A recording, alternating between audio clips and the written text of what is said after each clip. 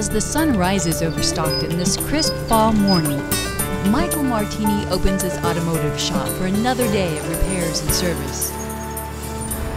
Dr. John Zeiter, his father, and cousin walk to their ophthalmology clinic for eye appointments, surgeries, and treatment. Stockton Mayor Ed Chavez overlooks downtown, noting the progress the city has made recently. And football player Tana Dania goes to Mass with his team before the big game tonight at St. Mary's. These people in our community all have a common bond. Tana is a sophomore at St. Mary's High School. The others are graduates who say their time on this campus helped shape their lives. In fact, the lessons they learned at St. Mary's are with them today. Just be honest with people and fair, and it'll come back to you many times a fold over. Going back to what you were taught, you use that every day of your life. The ability to read, to analyze, to understand things. You know, those things you never lose, you always use them. These community members and thousands of others like them have left St. Mary's secure in the values established on this campus. The lessons learned here have enriched the lives of their families and their communities. Nearly 130 years ago, that was precisely the goal when Archbishop Alemanni and Father William O'Connor joined forces with Stockton City founder Charles Weber to establish the first Catholic high school in the Central Valley. The Dominican sisters arrived from the Bay Area to teach. Father O'Connor was passionate about the value of Catholic education. He knew the well-being of generations depended upon him. About 30 years ago, all of our 4 children went through the school. And now, 30 years later, the grandchildren also go to the school. And I've seen, you know, a great character building aspect in this school. The intent all those years ago was to build a nurturing, academic, value-centered environment, and that's exactly what they've achieved. Almost everyone, like when you're walking through the halls, will say something to you like, "Hi, how are you?" And the teachers are very open to helping you. It's a wonderful school with wonderful kids and a supportive families who believe in Catholic Christian values and Catholic Christian morals, and they also believe in strong academics with discipline, and they support the school, and they support the school what it's trying to do. Guidance counselors, advanced placement, and honors classes all help prepare students for academic life after St. Mary's High School. In fact, 99% of St. Mary's graduates go on to college. We want our students to be challenged. We want them to be independent thinkers. We want them to grow academically as well as physically and socially. We strive our hardest to make our students successful because we care about them. When students enter the world on their own, they're not only prepared academically, but their moral compass is set firmly in the right direction. The traditions and values at St. Mary's High School permeate every facet of school life, in the classrooms, hallways, clubs, and even athletics. Prior to suiting up, football players gather around the statue of the Blessed Mother to say the Rosary.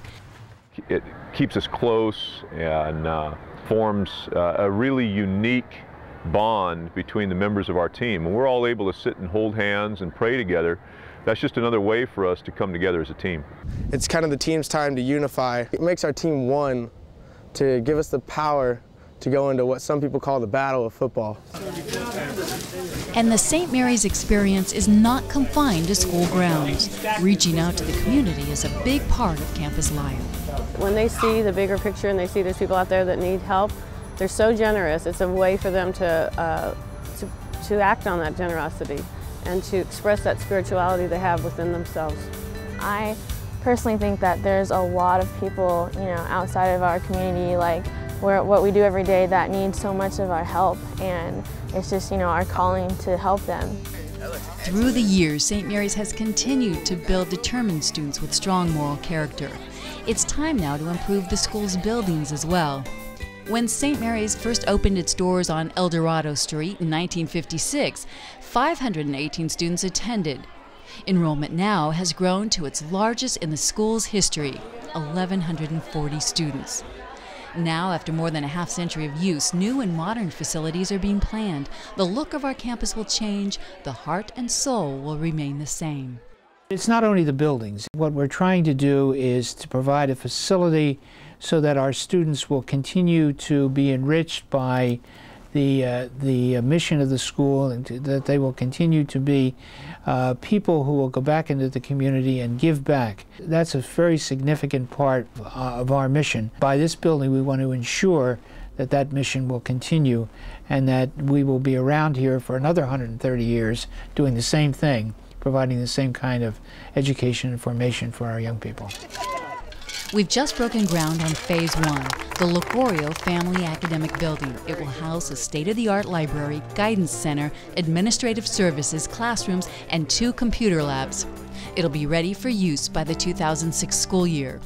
What St. Mary's has done for the last 156 years, they will continue to do, hopefully, for the next 156 and longer. And I think that's why it's important to us, because we know that there's quality education and the spiritual and moral values that make people better citizens.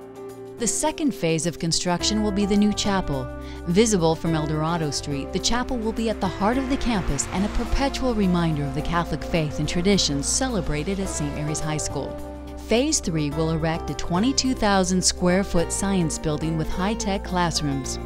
The fourth phase of construction will consist of a cafeteria, auditorium, and a 300-seat theater. In the final phase, we'll build a new gym, swimming pool, and fitness center.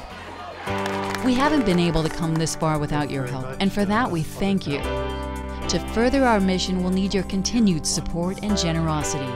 At the groundbreaking for the new building in Phase 1, Bishop Blair left us with this prayer. As this new building rises to the heavens, may it always remain a beacon of hope, a sign of the presence of God in our community. As we build, Lord, we are reminded that you are the builder. You are the potter. We are the clay.